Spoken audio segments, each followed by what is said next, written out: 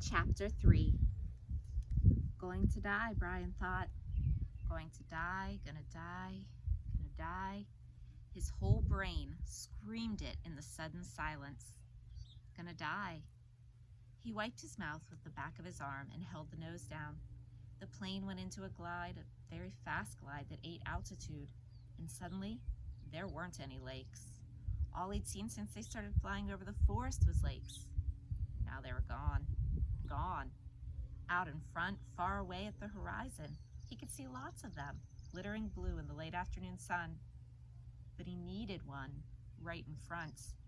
He desperately needed a lake right in front of the plane, and all he saw through the windshield were trees, green death trees. If he had to turn, he didn't think he could keep the plane flying. His stomach tightened into a series of rolling knots, and his breath came in short bursts. There!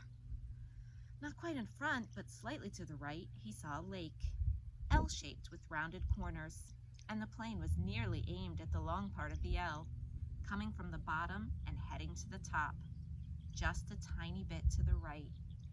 He pushed the right rudder pedal gently, and the nose moved over. But the turn cost him speed, and now the lake was above the nose. He pulled back on the wheel slightly, and the nose came up.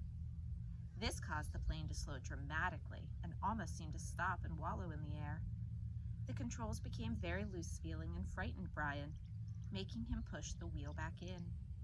This increased the speed a bit, but filled the windshield once more with nothing but trees, and put the lake well above the nose and out of reach. For a space of 3 or 4 seconds, things seemed to hang, almost to stop.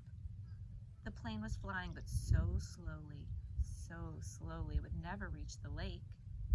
Brian looked out to the side and saw a small pond, and at the edge of the pond, some large animal.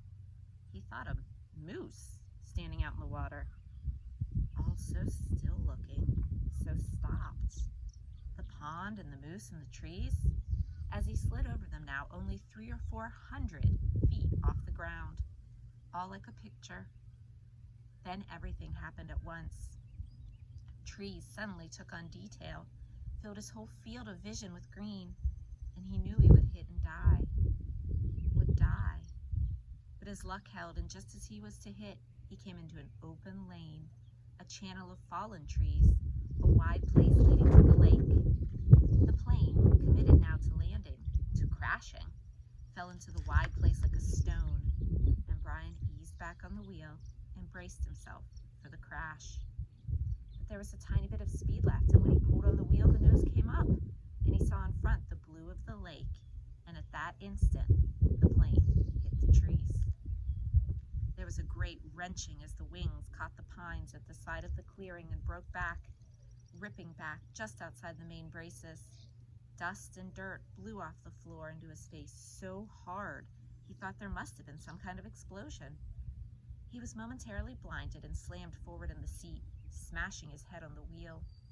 Then a wild crashing sound, ripping of metal, and the plane rolled to the right and blew through the trees, out of the water and down to slam into the lake, skip once on water as hard as concrete. Water that tore the windshield out and shattered the side windows. Water that drove him back into the seat. Somebody was screaming as the plane drove down into the water.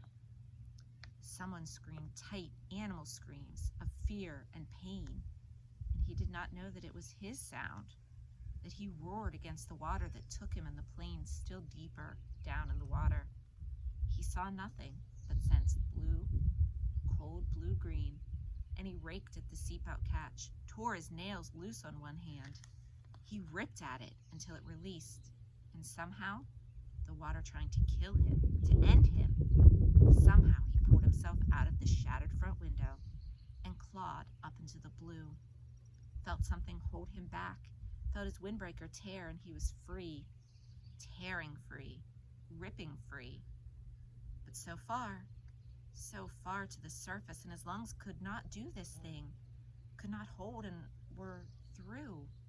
And he sucked water, took a great pool of water that would finally win, finally take him, and his head broke into light, and he vomited and swam, pulling without knowing what he was doing, without knowing anything, pulling until his hands caught at weeds and muck, pulling and screaming until his hands caught at last in grass and brush, and he felt his chest on land, felt his face in the coarse blades of grass, and he stopped. Everything stopped. A color came that he had never seen before, a color that exploded in his mind with the pain, and he was gone from it all, spiraling out into the world, spiraling out into nothing. Nothing.